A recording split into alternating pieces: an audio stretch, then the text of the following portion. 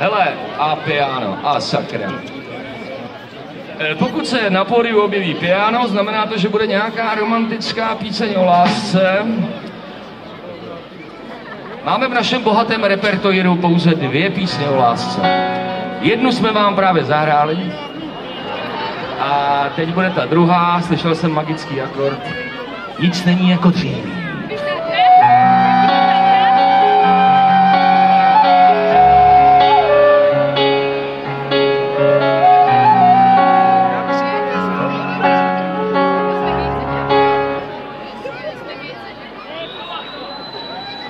A vidíte, chybička se bylo udělat, tak to je i v lepších kaplách se stane.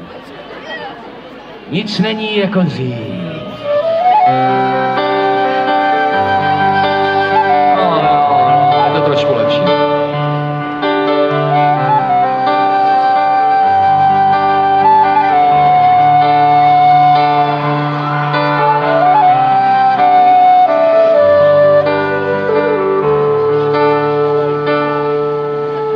Ta stará a dobrá hra je okoukaná.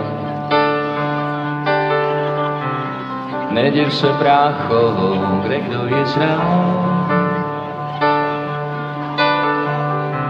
Tak přestaň se ptát, bylo, nebylo líp. Nebylo. A včera je včera, bohužel bohu dík. Nic není jako dřív, nic není jak bývávalo, nic není jako dřív, to se nám domnívávalo. Ačkoliv má